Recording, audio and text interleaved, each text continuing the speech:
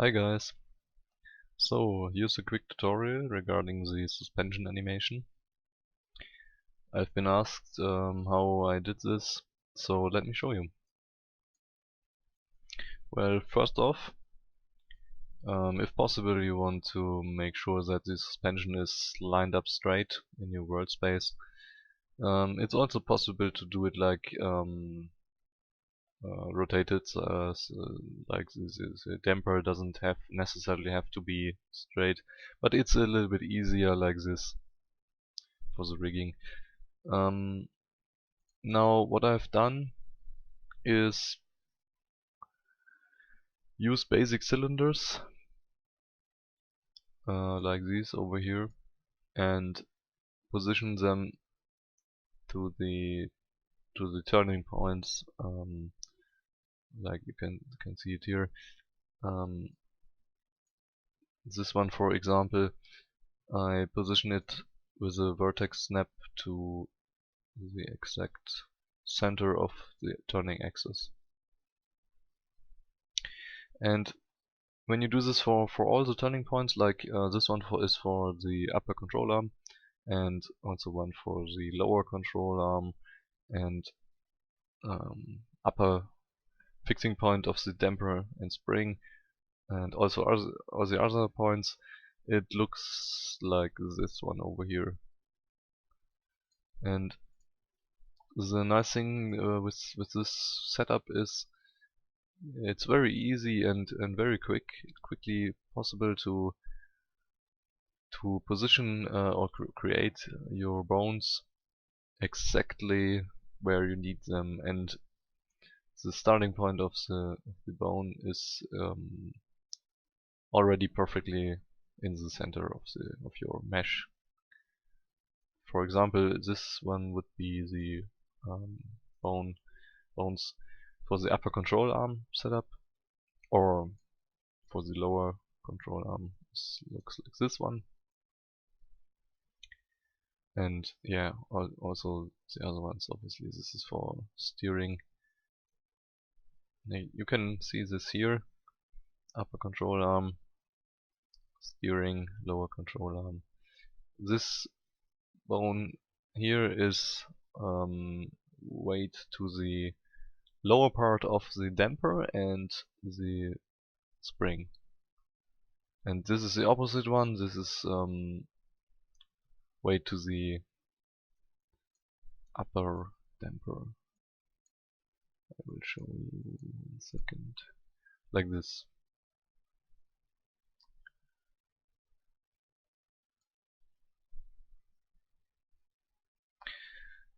Well, after that, it's just basically a lot of helper points. I use the helper points for the look at constraints. Like, for example, the upper control arm, the front part of the upper control arm has a look at constraint to the center of the axis of the joining point with the lower control arm, and this bone over here, the lower part of the spring and damper, has a look at constraint towards the top mounting point of the spring, and this is the same way around, just the opposite. It has a look at constraint to the lower fixing point of the spring. So these two bones are looking at each other, and when this is traveling up,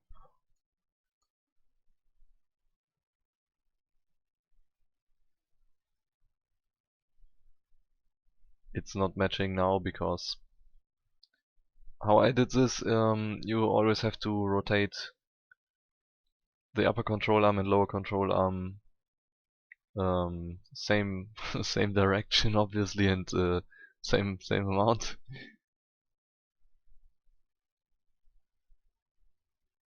I think this would be possible to link this somehow, that both travel simultaneously, but it's not really necessary. It's such a simple animation. it's just the zero, the first keyframe is everything in neutral position, and after that it starts full up. I just rotated it as much as it goes basically, and then a linear animation 30 frames towards the most down position, and after that it's the same for the left side. It's just mirrored, like basically these cylinders and points, everything that's needed grouped, mirrored to the other side, and then really quickly did the same bone setup over on this side, and also the same weight table on both sides. So here's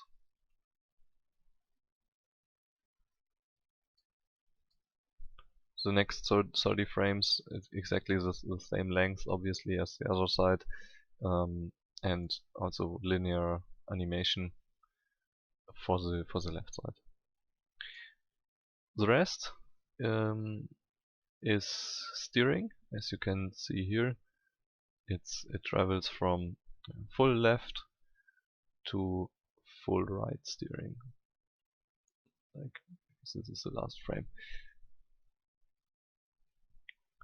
The steering is not really linked to anything else. It's just this bone over here, and it gets rotated around its local axis, because obviously it's not straight.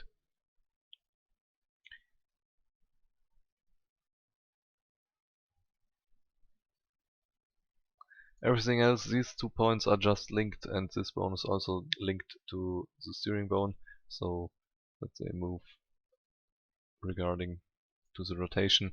And the bone for the linkage, for the steering linkage over here, it's the same principle as with the damper and the control arms. It has a look at constraint. It looks towards the mounting point where the linkage is traveling through the mainframe. This little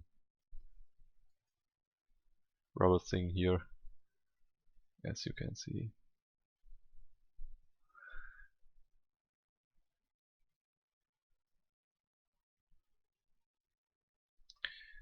It's not perfect, as you can see. It's a little bit, especially around here.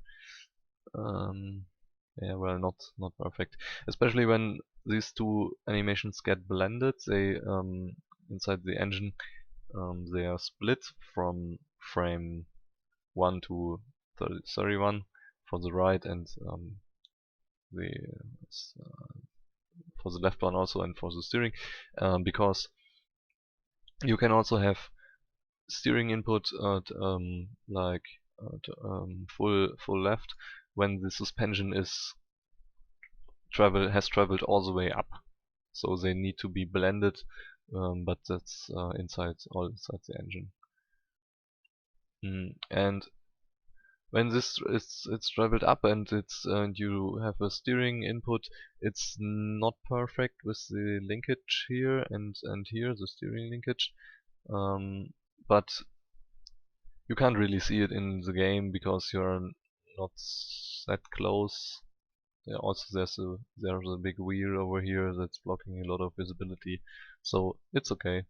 Also, as you can see here, it's already traveling inside the suspension parts, which would not be possible in real life. Yeah, but I guess it's not really a problem.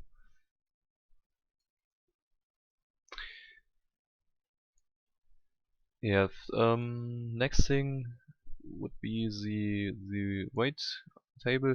We use a root bone. It's down here. It's a 0 position. We use a root bone because And we also wanted to have a slight wobbling effect on the engine. This is the engine bone, and all the engine parts are way to this engine bone, which is basically rotating around a little bit. It's a little bit wobbling, shaking, and yes, but it's only the engine that's shaking, not the suspension parts and everything else, because it wouldn't fit to the frame module. So that's why I did this root bone. So all the frame fitting parts are way to the root bone, which doesn't move, obviously, and everything else is suspension parts. Every suspension part has its own bone. Can't get this one. Yeah, finally. Like for example, for the upper control arm, one bone, and this whole element is just weighed 100% towards this bone. That's the good thing with the mechanical rig. It's really easy to do these weight tables. I use elements, select element, vertex select, just select the whole element and set the weighting to 1. Yeah. For the spring, it's a little bit different. If you just blend it together with from the top to the lower bone, like 100% weighting towards the top, and here's about nearly 0 weight to the top bone. The spring actually gets squeezed together, not only like not like this, but also the actual radius here gets squeezed together, and that's not really realistic. That's not what you want. A spring, only the space between each turn is gets squeezed together. So to achieve this, what I did is every let me show you.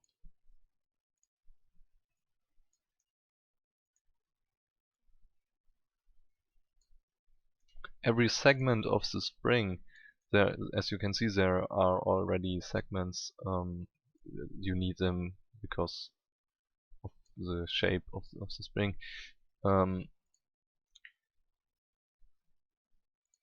They are treated as these loops. Like with the loop select, you can see that the first loop has a 100% towards the top, and after that, the third one also 100%. But oh, yeah. Of course, the first section is always on top, so it would be weird if this would go down. I think here, about here, is the point where it's start to drop off. Yeah, this is the first loop that has a lower weighting amount.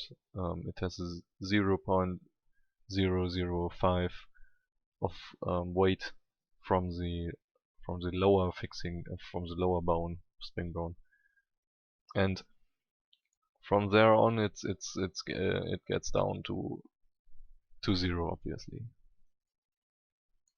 And it's important to have the same weight on one whole loop, because otherwise it would be get squished together.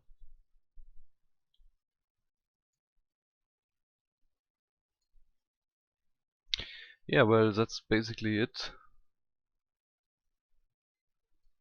Not really much more to tell you. cable is just a simple chain, like a chain.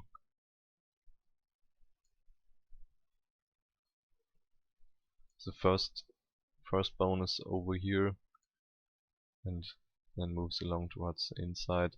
The first one is linked to the wheel hub, to the steering bone, so it travels along, and this gets rotated. The cable is positioned properly, fixed here, and this is swinging to the IK solver does all the bending and swinging from the cable, and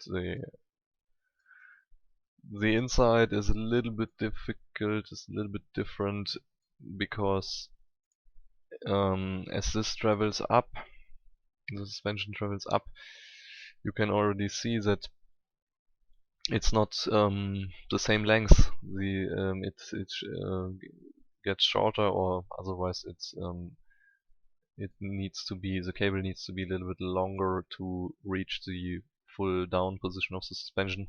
So what I did is I did have another bone here, as these are actually two. The last one from the chain has the 3 cables assigned weight to it. This is the last one from the chain, and then I have another bone here. I can't get this one. Yeah, this one. Which does this has this hull.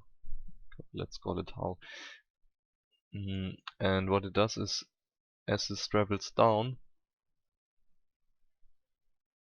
the cables are pushed inside, and you can't really see that they are intersecting a little bit here.